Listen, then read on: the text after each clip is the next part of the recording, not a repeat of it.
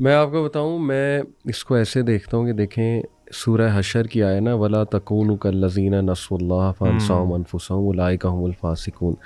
اللہ تعالیٰ ان لوگوں کی نشانی بتاتے ہیں جن سے اللہ ناراض ہے. یہ ناراضگی اصل میں یہ ہوتی ہے کہ اللہ تعالیٰ نے پھر اس کی کیئر چھوڑ دیتا ہے. تو اللہ کہتا ہے وہ لوگ ہیں جنہوں نے اللہ کو بھلا دیا تو اللہ نے ان کا آپ بھلا دیا.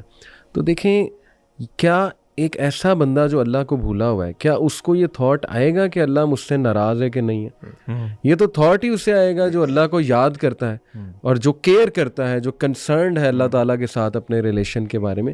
تو اس لیے میں سمجھتا ہوں کہ ایک حد تک ٹھیک ہے تزکیہ اپنا کرنا. اسلاف بھی کرتے تھے، ہمیں ایسے ایسے جملے اسلاف کے ملتے ہیں کہ میرا بس حساب ہی نہ ہو، یا اس طرح کے بھی جملے تزکیہ کی ایک پوری دنیا میں ہمیں ملتے ہیں کہ کاش ہم بس ایک درخت ہوتے، رائٹ، اس طرح کے. تو لیکن وہ ایک مومنٹ میں ہوتا تھا، اس کے بعد ہر وقت وہ ایٹیٹیوڈ نہیں ہوتا تھا.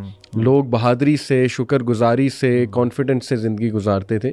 تو یہ میں سمجھتا ہوں شیطان بھی ایک نا یہ چیز کو پکڑ سکتا ہے کہ بس ان کو نا یہیں سے پریشان، ہر وقت پریشانی میں مبتلا کیا جائے کہ اللہ مجھ سے ناراض ہے. تو بڑی زبردست آپ نے بھائیوں نے بات کی کہ حسن ظن اللہ کے بارے میں یہ فرض ہے. سبحان اللہ. علی بھائی، اللہ کو بھولنے سے کیا مراد ہے؟ دا پوائنٹ از کہ آپ نے کہا نا قرآن میں اللہ تعالیٰ نے کیا، فار ایگزامپل میرے سے کوئی گناہ ہو گیا تو ڈز اٹ مین کہ میں اللہ کو بھول گیا ہوں؟ نہیں. اللہ کو بھولنے سے مراد یہ ہے کہ آپ کے اوپر ہزاروں لاکھوں ریمائنڈرز آئے، آپ کو باری باری اٹھایا گیا کہ اٹھ جائیں، نیند سے اٹھ جائیں، دیر از اللہ، آپ نے وہاں پیش ہونا ہے اللہ کے سامنے. آپ نے سارے ریمائنڈرز کو ختم کیا، بند کیا، اور موت کے وقت تک آپ کو ریمائنڈرز ملتے رہے. آپ کا خاتمہ اس بات پہ ہوا کہ آپ اللہ تعالیٰ کو پہچاننے سے انکار کر دیا، اللہ کی ماننے سے انکار کر دیا.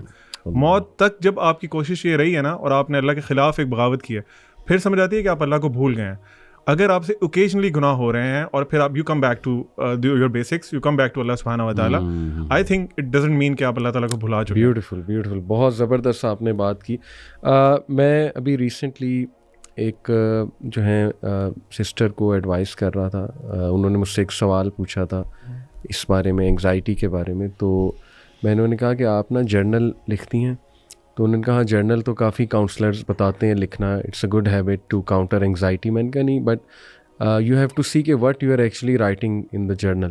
رینڈم چیزیں نہیں لکھنی چاہیے، we have to be very specific. تو میں نے انہیں سجیشن دی کہ دیکھیں آپ نا اپنی لائف کو انالائز کریں، لیٹ سے ٹین ایج سے شروع اور اب تک جتنی آپ کی عمر ہے، 35-36 سال جتنی بھی ہے، اور آپ نا تھوڑا غور کریں، تدبر کریں کہ آپ کو پیورلی اللہ کی ایک مدد، اللہ کی محبت، اللہ تعالیٰ کے ایسے انسٹنسز آپ کو نا اپنی لائف میں نظر آئیں گے کہ اللہ نے آپ کو بچایا ہے، نکالا ہے کسی چیز سے، کوئی سگنل بھیجا ہوا ہے، اپنی محبت کا ثبوت دے رہا ہے اللہ.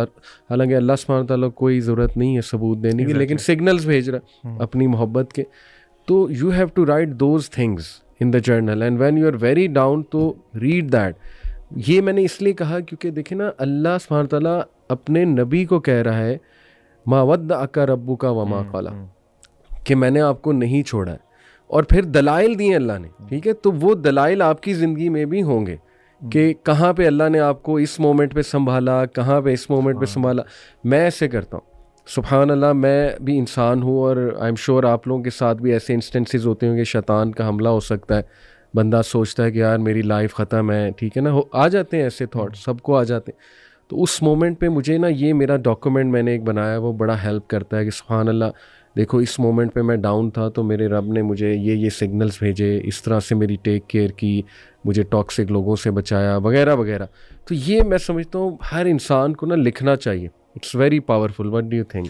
اس میں آپ دیکھیں علی بھائی، ابن القیم کا ایگزیکٹلی ایک کوٹ ہے اس طرح کا، جس طرح کی آپ نے بات کی اور آپ نے سسٹر کو گائیڈ کیا. وہ کہتے ہیں ہیڈ اللہ lifted the veil of his slave and shown him how he handles his affairs for him and how Allah is more keen for his benefit, his heart would have melted out of love for him. اور یہاں پہ ختم نہیں ہوتا، آگے کہتے ہیں کہ his heart would have been torn to pieces out of thankful to Allah subhanahu wa ta'ala. Therefore, if the pains of this world tire you, do not grieve, for it may be that Allah wishes to hear your voice by the way of dua. So pour out your desires into prostrations and forget about it, and know that verily Allah does not forget it. سبحان اللہ، سبحان اللہ، amazing. لیکن یہ تو اللہ کے رب ہونے کی، یہ اللہ کے رب ہونے کا سب سے بڑا مظہر ہے نا. اللہ نے آزمائش کرنی ہے اور اس کو آپ ڈسپلنری لو کہہ لیں، یا جس طرح وہ قرآن مجید کی ایک آیت اس کی بہت اچھی عکاسی کرتی ہے سورہ بقرہ میں، وَعَسَىٰ أَن تَكْرَهُوا شَيْئًا، یہ ہو سکتا ہے تمہیں کوئی چیز بہت بری لگ رہی ہو، وَهُوَ خَيْرٌ لَكُمْ، لیکن وہ تمہارے لیے بہتر ہو، وَعَسَىٰ أَن تُحِبُّوا شَيْئًا، ہو سکتا ہے کسی چیز سے تمہیں بہت محبت ہو، وَهُوَ شَرٌ لَكُمْ، لیکن وہ تمہارے لیے بہت بری ہو، وَاللَّهُ يَعْلَمُ وَأَنتُمْ لَا تَعْلَمُونَ، اللہ جانتے ہیں تم نہیں جانتے. سبحان اللہ. تو یہ لیپ آف فیتھ کبھی کبھی جس طرح ہم بچوں کو کہتے ہیں نا، یعنی کہ اگر مجھ سے کوئی کہتا ہے آپ اپنے ٹین ایج میں جا کے اپنے آپ کو کیا ایڈوائز کریں گے، میں ایڈوائز تو کر دوں گا لیکن مجھے پتہ ہے وہ تب سمجھ نہیں آتی، وہ بات اب سمجھ میں آتی، تو اس لیے یہ چیز انٹرنلائز کر لینی چاہیے ہمیں. اشفاق احمد صاحب اس بارے میں کہتے ہیں کہ مدت گزرنے کے بعد تمہیں یہ پتہ چلے گا کہ جو تم چاہتے تھے نا،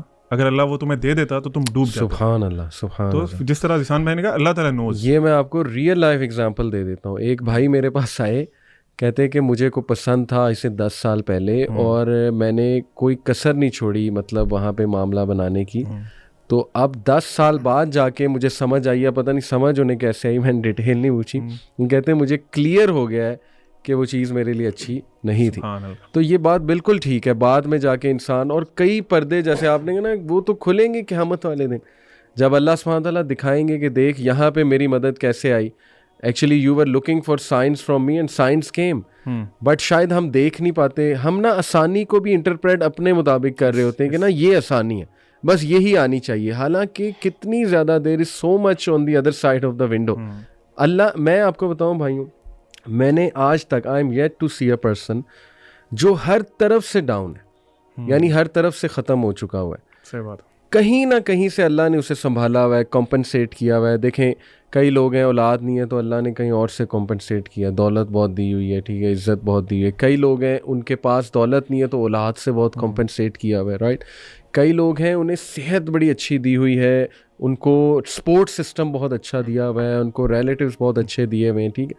تو فرام ایوری ویئر. ابھی بلکہ ایک اور بھائی، ان کو دعا بھی کیجیے گا، OCD کی شکایت کی انہوں نے، تو میں نے انہیں یہ کہا کہ دیکھیں اتنی نعمتیں، میں نے خود انہیں نعمتیں گنائیں ان کی لائف میں، کہ آپ خود بتائیں کہ بچپن سے لے کے اب تک اللہ تعالیٰ کیسے چلیں آپ کے ساتھ. انہوں نے خود بتایا، کہتے سبحان اللہ، میں جب آیا یہاں پہ پڑھنے دوسرے ملک میں تو اللہ سبحانہ و تعالیٰ نے مجھے میری خالہ کے گھر میں رہا، بہت اچھا ٹریٹ کیا، انہوں نے بہت میرا خیال رکھا.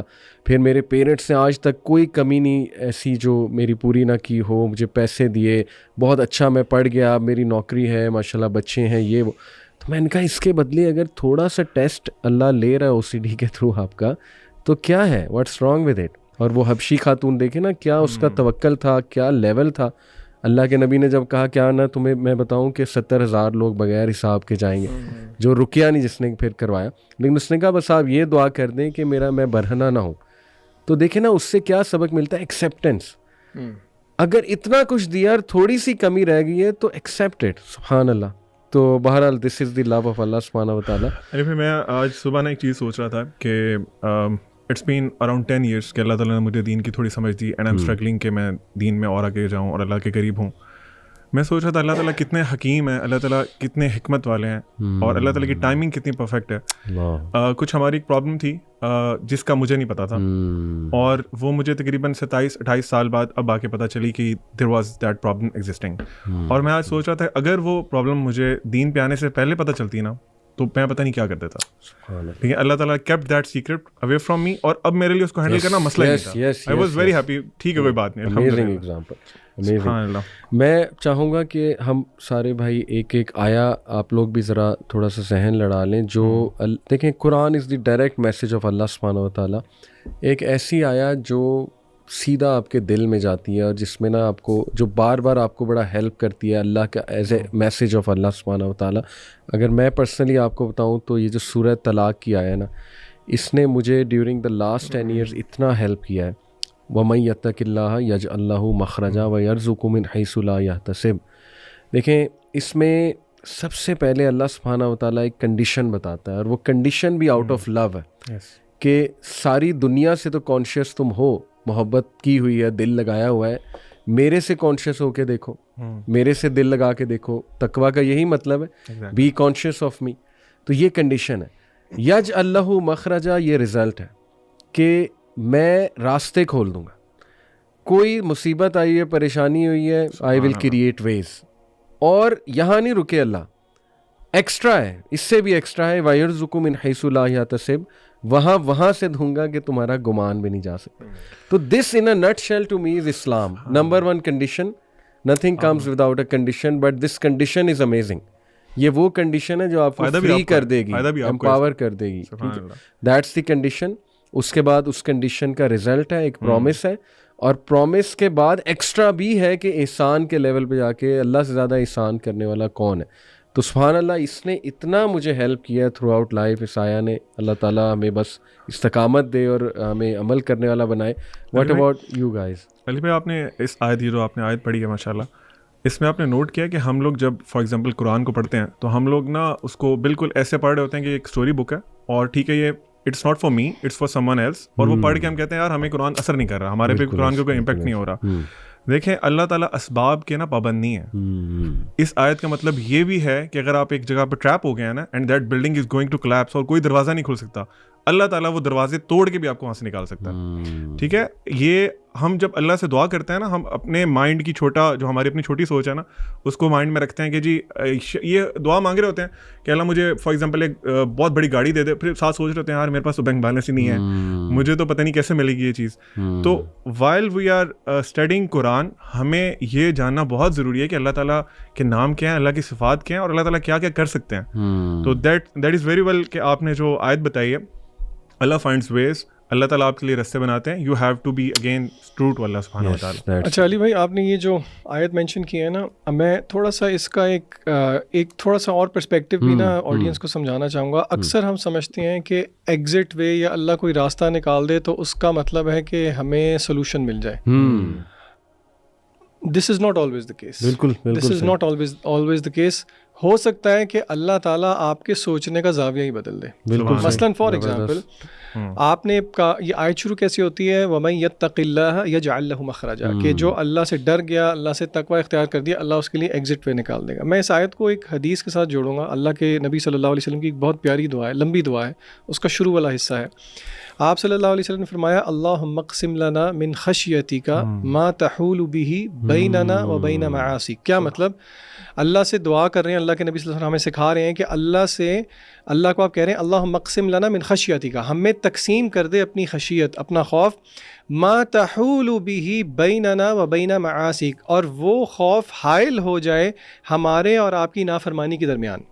ٹھیک ہے, وَمِن طَاعَتِكَ مَا تُبَلِّغُنَا بِهِ جَنَّتَكَ, اور ایسی اطاعت دے دے جو کہ ہمیں پہنچا دے جنت تک. اچھا, اب تیسرا حصہ دیکھیں دعا کا, وَمِنَ الْيَقِينِ مَا تُهَوِّنُ بِهِ عَلَيْنَا مَصَائِبَ الدُّنْيَا, اور ایسا یقین عطا کر دے جو کہ دنیا کی مصائب کو آسان کر دے. اچھا, اب یہاں پہ ذرا رک کے ہم ایک ایک پوائنٹ لے کے چلتے ہیں. پہلی بات یہ ہے, اس دعا میں اللہ کے رسول صلی اللہ علیہ وسلم نے ہمیں یہ الفاظ نہیں بتایا کہ وہ مصیبت یا وہ پریشانی دور ہو جائے, حالانکہ آپ یہ مانگ سکتے ہیں, لیکن یہاں پہ ہمیں پتہ یہ لگ رہا ہے جب اللہ سے ڈر ہو, اللہ کا تقوی ہو, تو پھر اللہ اس کا ایک گفٹ یقین کے نتیجے میں دیتے ہیں, جس یقین سے آپ کا فریم ورک اللہ شفٹ کر دیتے ہیں. وَمِنَ الْيَقِينِ مَا تُهَوِّنُ بِهِ عَلَيْنَا مَصَائِبَ الدُّنْيَا, کہ اے اللہ جو دنیا کی مصیبتیں ہیں ان کو آسان کر دے ہم پہ. یہ جو آپ نے ایکسیپٹنس کی بات کی ہے نا, کہ اللہ تعالیٰ وہ فریم ورک چینج کر دیتے ہیں کہ بندہ کہتا ہے ٹھیک ہے یار, یہ آزمائش اگر ہم پہ آئی ہے تو for a greater good. For the same reason رسول اللہ صلی اللہ علیہ وسلم نے فرمایا, قیامت کے دن جب صبر کرنے والوں کو اللہ تعالیٰ نواز رہے ہوں گے تو لوگ دیکھ کے خواہش کریں گے کہ دنیا کے اندر غالباً ہمیں چھریوں سے یا کینچی سے کاٹا جا رہا ہوتا. تو یہ ذہن بھی رکھنا ضروری ہے کہ اللہ تعالیٰ کے فریم ورک کو ہم سمجھیں کہ اللہ تعالیٰ ہمیں کس اپنی تربیت سے گزارنا چاہتے ہیں. So not every time will difficulty be arise, کیونکہ دیکھیں مشکل چلی گئی تو پھر اللہ کے ساتھ